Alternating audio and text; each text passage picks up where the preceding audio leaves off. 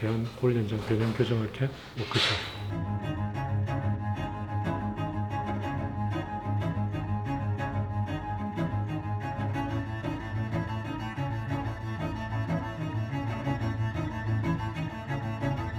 강의해주고 이렇게 수술 가르쳐주고 이 분야 정형외과 의사들한테 이거 가르쳐주는 대한민국 대학병원 교수님들도 오신다고. 그쵸. 다 대학병원 나만 개원해서. 되게 오랜만이시잖아요. 또. 코로나 때문에 작년에 못했죠. 원래 온라인으로 해요. 온라인으로. 그래서 학회장이 엄청 썰렁할 거예요. 긴장됐어요? 이동훈 박사의 뼈 있는 이야기.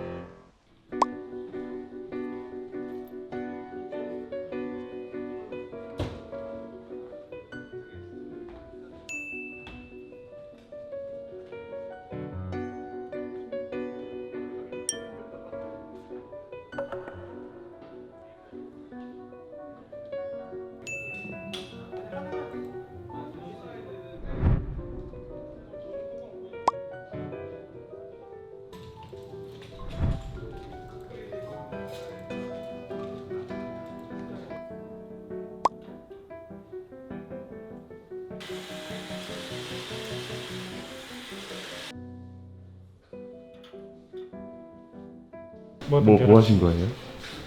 오늘 그 네네. 나중에 수술 소본으로 수술 그 시연할 건데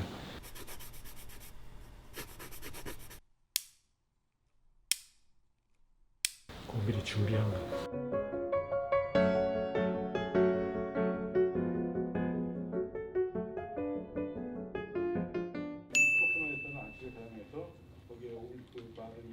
랭스닝 오버 IM 네일에 대해서 말씀드리도록 하겠습니다. 일반적으로 헤더 디스트랙션은 인터널 픽센스를 이용해서 랭스닝을 하게 되지만 딜레이드 컨솔리데이션에 대해 어떻게 치료할지에 대한 랭스닝을 진행할 때 판단의 기준이 된다고 할 수 있겠습니다.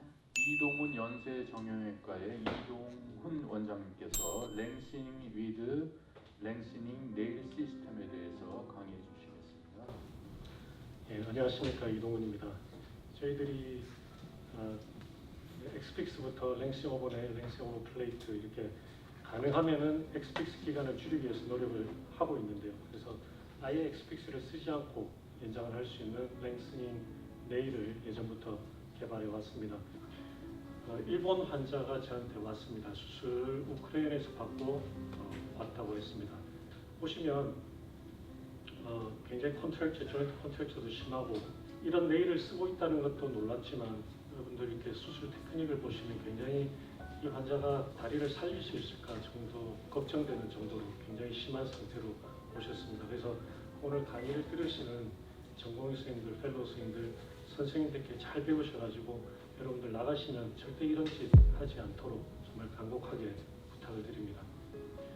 역사를 간단하게 리뷰를 하겠습니다. 이렇게 그 밖에서 테스트를 할 수 있는 테스트 케이스를 제작을 해서 마지막으로 랭스닝 그 네일이지만 이거는 심플 랭스닝이 아닙니다. 그래서 여러분들이 여기에 대해서 하실 때 앞으로 수술 이후에 연장하면서 일어날 수 있는 여러 가지 문제들에 대해서 오히려 엑스픽스보다 좀 더 많은 고려 사항이 필요하다라고 말씀을 드립니다.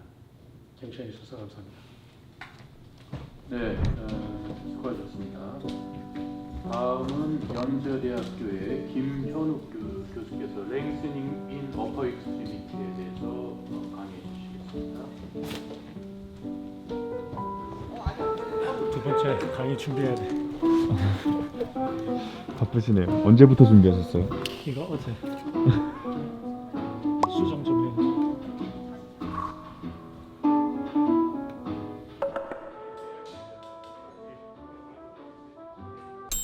이제 그 뼈를 네이티브에서 몇 cm 위에 오스테오토미를 할 것인지 이제 수치를 해놓고 시작을 하시면 됩니다. 라테럴에서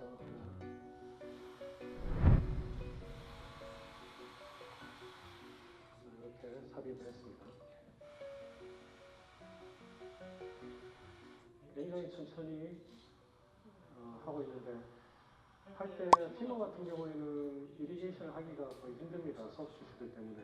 그래서 여러분들이 속도를 조절해서 속도가 빠르면 그만큼 힐 데미지가 많다라고 생각하시고 가능한 많은 각도에서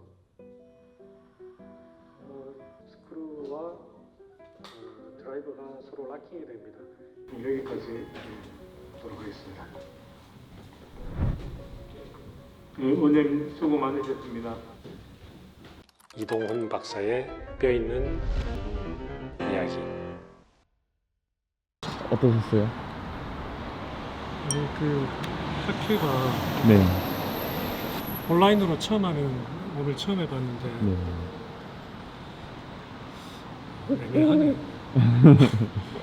듣는 사람은 없고 이게 원래 학회 하면 좀 그게 맛이 강의든 발표하고 나면 이제 디스커션하고 막 서로 질문하고 대답하고 이게 맛인데 이게 없으니까 강의하고 끝 강의하고 끝 이래 네, 되니까 맞아요.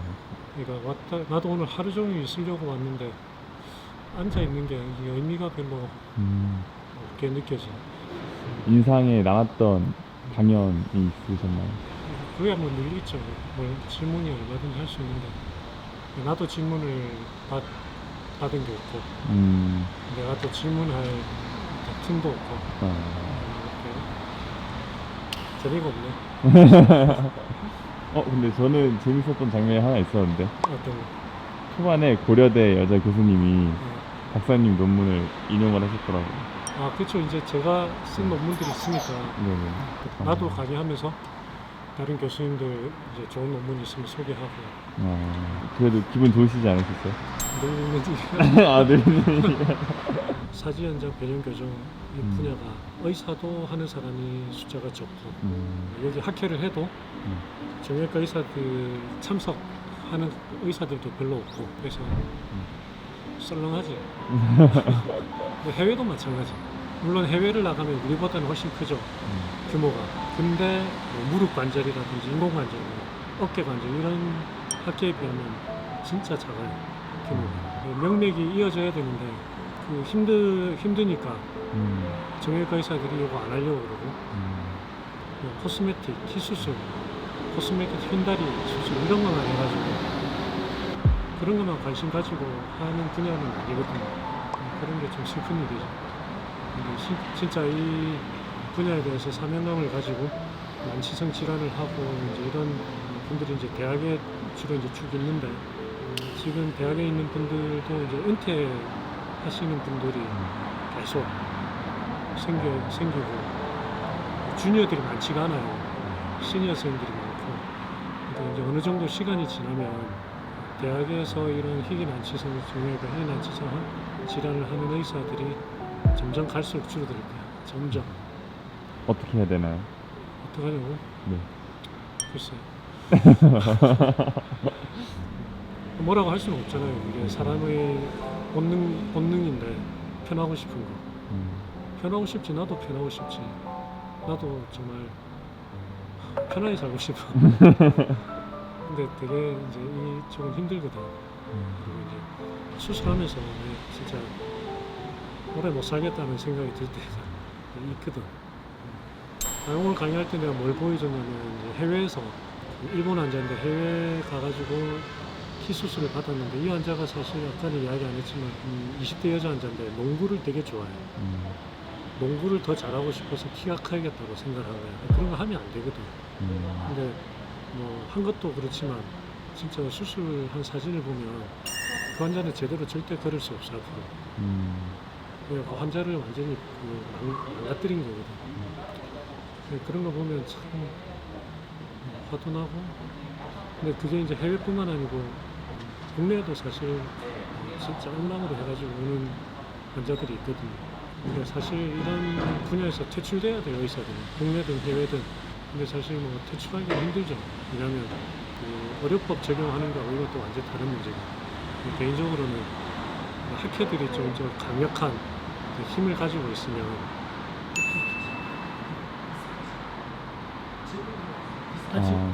칩니다. 네네네.